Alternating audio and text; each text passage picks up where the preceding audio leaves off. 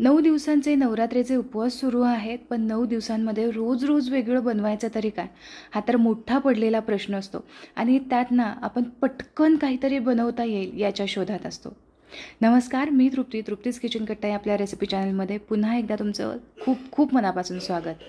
तर आज ना मी तुमच्यासोबत अशीच एक रेसिपी शेअर करणार आहे की जी अगदी झटपट तयार होते. तुम्हाला आधीपासूनच याची तयारी करावी लागत नाही.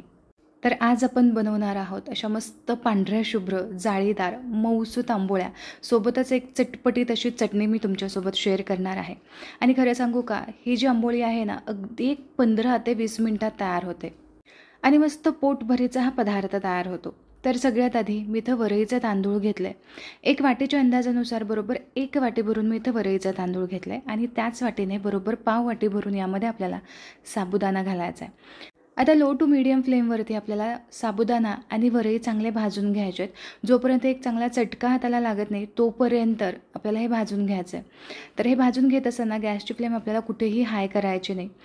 आता हे व्यवस्थित भाजलं आहे की नाही हे कसं ओळखायचं, कारण आपल्याला रंगसुद्धा याचा चेंज करायचा नाही आहे. तर हाताला ही वरई भरपूर गरम लागायला हवी आणि यामध्ये घातलेले साबुदाणे सुद्धा हलकेसे फुलायला हवे. तर तुम्ही इथे बघू शकता साबुदाणा हलकासा फुललेला आहे आणि यामधून छान वाफ येते, म्हणजेच हे साबुदाणा आणि वरई चांगली गरम झालेली आहे. आपल्याला अगदीच रंग चेंज करेपर्यंत हे भाजायचं नाही आहे. एक 4 ते 5 मिनटामध्ये व्यवस्थित भाजलं जातं. आता हे दोन्हीही साहित्य आपण पूर्णपणे थंड करून घेऊयात. काय होतं, जेव्हा आपल्याला एखादा पदार्थाचं पावडर बनवायची असते यासाठी आपण पदार्थ भाजून घेतो. ताटामध्ये काढून घेतल्यानंतर काय होतं, त्याला मॉइश्चर सुटतं, पाणी सुटतं. यासाठी आपल्याला सतत हलवत राहायचं आहे. कमीत कमी एक अर्धवट हे थंड होत नाही तोपर्यंत हे हलवून घ्यायचं आहे, म्हणजे अजिबात ह्याला खाली पाणी सुटणार नाही. आणि मग या तांदळाची ओलावा न सुटल्यामुळे मस्त पावडर तयार होईल. आता इथं हे साहित्य चांगलं थंड झालेलं आहे. एकदा चांगलं पूर्णपैकी थंड झाल्यानंतरच याची चांगली बारीक अशी पूड तयार करून घ्यायची आहे. तर इथे तुम्ही बघू शकता अजिबात याचा रंग चेंज झालेला नाही आहे. साबुदाणा हलकासा फुलला गेलेला आहे आणि हे सगळं साहित्य पूर्णपणे थंड झालेलं आहे. आता याची आपण चांगली बारीक पावडर तयार करून घेऊ. तर हे बघा, तांदूळ चांगले आपण भाजून घेतले होते, यानंतर थंड करून घेतले. मग आता तुम्ही ह्याची पावडर बघू शकता. अगदी बारीक असं पीठ दळलं गेलेलं आहे. आता ह्या दळलेल्या पिठाचीच तुम्ही भाकरीसुद्धा करू शकता. याचा डोसा बनवा, इडली बनवा, किंवा जसं आज मी तुम्हाला आंबोळ्यांची रेसिपी दाखवते, हे आंबोळे बनवा. आता हे आंबोळ्या बनवण्यासाठी हे पीठ आपल्याला एका मोठ्या भांड्यामध्ये काढून घ्यायचं आहे, कारण आपल्याला याचं व्यवस्थित असं बॅटर तयार करून घ्यायचं आहे. आता या आंबोळ्यांची आणखीन जास्त टेस्ट वाढवण्यासाठी इथे मी एक वाटी भरून ओल्या नारळाचे काप घेतले. तर याची पाठीवरचा भाग मी काढून घेतलेला आहे. यामुळे काय होईल की आंबोळ्या अगदी पांढऱ्या शुभ्र तयार होतील. तर इथे हा नारळ मी चांगला बारीक करून घेतला आहे. यामध्ये अर्धी वाटी मी पाणी घातलं होतं आणि इथे तुम्ही बघू शकता मस्त पेस्ट इथे तयार झालेली आहे. अशीच बारीक पेस्ट आपल्याला तयार करून घ्यायची आहे.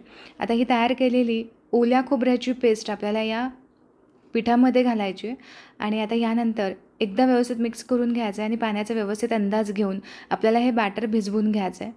अर्धी वाटी पाणी घालून मिक्सरच्या भांड्यामधलं खोबरं मी काढून घेतलं. आता एकदा व्यवस्थित बॅटर मिक्स करून घेऊ आणि पाण्याचा व्यवस्थित अंदाज घेऊयात.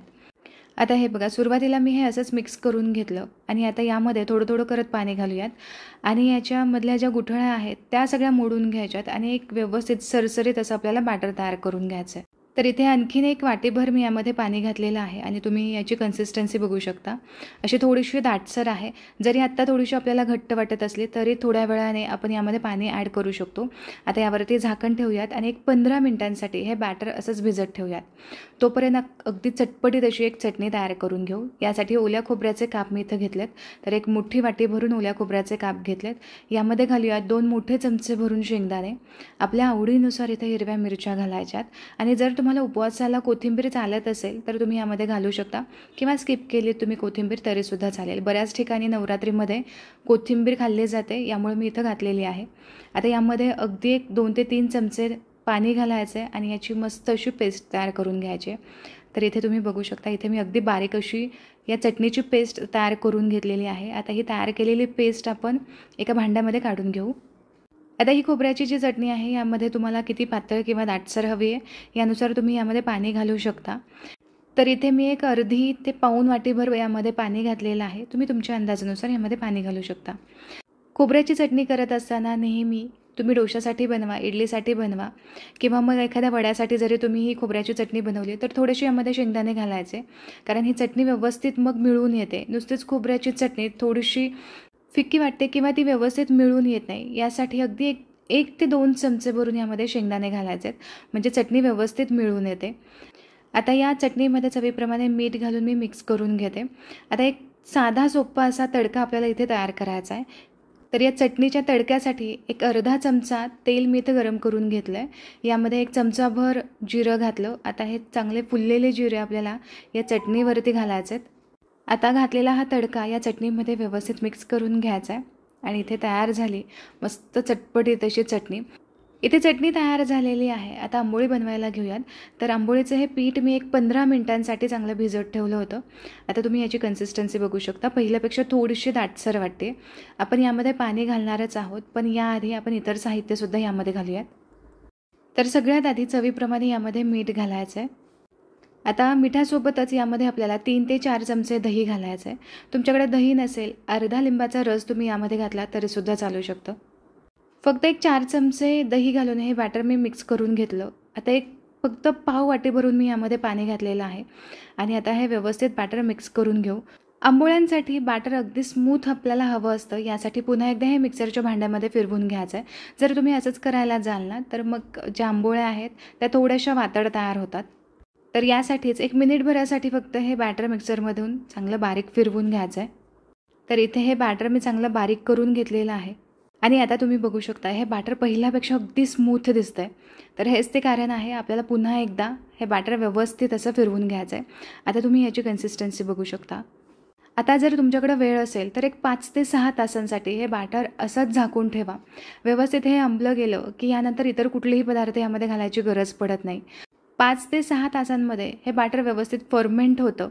आता आपण इन्स्टंट आंबोळी पाहतोय, यासाठी आपण यामध्ये घालणार आहोत 1 इनोचं पॅकेट. तर इथे मी लेमन फ्लेवर फ्रूट सॉल्ट घेतलेला आहे. दुसरा कुठलाही फ्लेवर घेण्यापेक्षा लेमन फ्लेवरच यामध्ये घाला. आता हे घातलेलं इनोचं पॅकेट पूर्णपणे या बॅटरमध्ये व्यवस्थित मिक्स करून घेऊ आणि तुम्ही इथे बघू शकता इनो घातल्यानंतर हे बॅटर व्यवस्थित फुललं जातं आणि यानंतर आंबोळ्या अगदी मस्त जाळीदार तयार होतात. आता जर तुम्हाला इथे इनो घालायचं नसेल तर 1 पाव चमचा भरून तुम्ही यामध्ये सोडा घालू शकता. तर इथे आंबोळ्या बनवण्यासाठी बॅटर अगदी परफेक्ट रेडी आहे. आंबोळ्या बनवायला घेऊयात. यासाठी इथे मी तवा चढवला आहे. तवा आपल्याला चांगला कडकडीत गरम करून घ्यायचा आहे. यावरती थोडंसं तेल घालायचं आहे आणि हे तेल पुसून घ्यायचं आहे. असंच तेल जर तुम्ही ठेवाल ना तर आंबोळ्या एकसारख्या एका रंगावरती भाजल्या जात नाही. यासाठी ही अगदी महत्त्वाची टीप आहे. यासाठी टिश्यू पेपरने किंवा एखाद्या कॉटनच्या रुमालाने हे व्यवस्थित तेल आहे ते पुसून घ्यायचं आहे. दुसरी महत्त्वाची गोष्ट, जेव्हा तवा कडकडीत तापलेला असेल यावेळेसच यावरती आंबोळ्या घालायच्यात, म्हणजे मस्त जाळीदार तयार होतात. सुरुवातीपासूनच हाय फ्लेम ठेवायची आणि हाय फ्लेमवरतीच या आंबोळ्या तयार करून घ्यायच्यात. तर 1 पळीभर यावरती आपण बॅटर घालूयात. आता बॅटर घातल्यानंतर लगेचच तुम्ही बघू शकता मस्त याला जाळी सुटत आहे. हाय फ्लेमवरती 10 ते 12 सेकंद होऊ द्यायचे. या वेळेत मस्त यावरती जाळी पडली जाते आणि मग लगेचच यावरती आपल्याला झाकण ठेवायचं आहे. इथे तुम्ही बघू शकता मस्त जाळी पडलेली आहे. आता यावरती लगेचच झाकण ठेवूयात. तर हे अर्धा मिनिटाच्या आतमध्ये आपल्याला करायचं आहे. आता झाकण ठेवून फक्त 1 मिनिटभर आपण ही आंबोळी चांगली वाफवून घेऊयात. तर 1 मिनिटभरामध्ये जाळीदार पांढरी शुभ्र अशी आंबोळी तयार होते. इथे तुम्ही बघू शकता व्यवस्थित जाळी तयार झालेली आहे आणि अजिबात यावरून क्रॅक गेलेले नाही आहेत. कुठेही ही आंबोळी तुम्ही बघू शकता इथे अजिबात सुरकुतली नाही आहे. व्यवस्थित ही शिजली जाते. आंबोळीला खालच्या साईडने चांगला एकसारखा असा रंग आला की ही आंबोळी काढून घ्यायची आहे. हवं असेल तर दोन्ही साईडने तुम्ही भाजून घेऊ शकता, पण आपण झाकण ठेवून भाजून घेतलं होतं यामुळे ही आंबोळी वरच्या साईडने सुद्धा व्यवस्थित तयार झालेली आहे.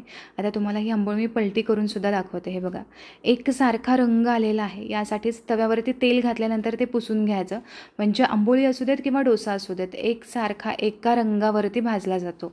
आता इथे तव्याला पुन्हा मी तेल लावून घेतलेलं आहे, ते पुसून घेतलं आहे. आता पुन्हा 1 पळीभर यावरती बॅटर घालूयात आणि इथे तुम्ही बघू शकता हाय फ्लेमवरती लगेचच पटकन अशी याला जाळी पडते. जाळी पडली की लगेचच यावरती झाकण ठेवायचं आहे आणि 1 मिनिटभरासाठी ही आंबोळी चांगली वाफवून घ्यायची आहे. तर इथे 1 मिनिटांसाठी मी आंबोळी चांगली वाफवून घेतलेली आहे. आता एकदा खालच्या साईडने चेक करून पाहूयात. आता खालच्या साईडने एकसारखी अशी भाजली गेली, एकसारखा रंग आला की ही आंबोळी एका जाळीवरती आपल्याला काढून घ्यायची आहे. तयार केलेल्या या बॅटरमध्ये जवळ आसपास 10 आंबोळ्या तयार होतात. तर तुम्ही इथे बघू शकता मस्त जाळीदार एकसारखी अशी आंबोळी तयार झालेली आहे.